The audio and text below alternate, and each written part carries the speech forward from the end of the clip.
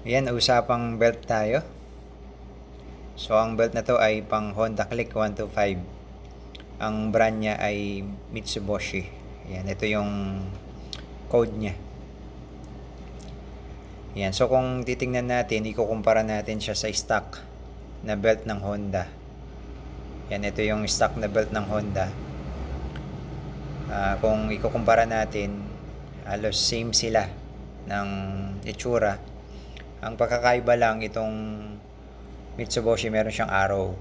So, hindi na tayo magkakamali kung ano yung ikot niya. Yung sa Honda kasi pwede siyang baligtad eh. So, pwedeng baligtaran yun sa Honda. Itong sa Mitsubishi, meron siyang arrow. So, susundan natin yung arrow na yun. Tapos yung haba niya, ayan, same lang sila ng haba. Pati na ng kapal, no, ng belt.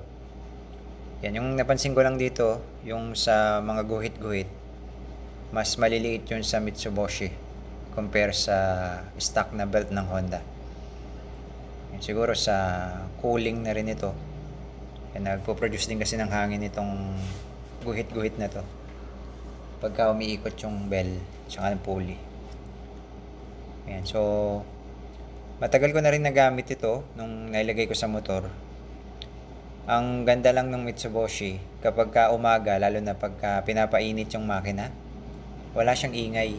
So yung ingay niya, mainit o malamig, walang ingay. Di kagaya nung sa stock, pagka pinapainit mo siya, parang may maingay dun sa CVT eh.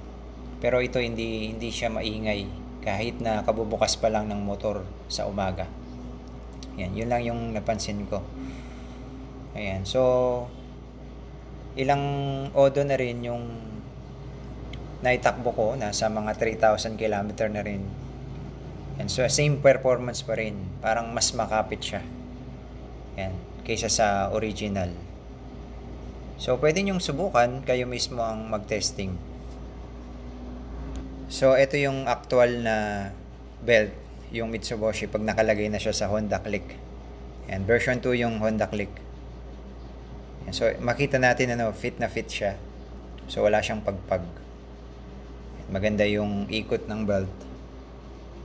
Yan, parang yung stock lang din. Ayan, kaya pwede nyo siyang i-try para makita yung performance ng belt pag nakalagay na sa motor nyo.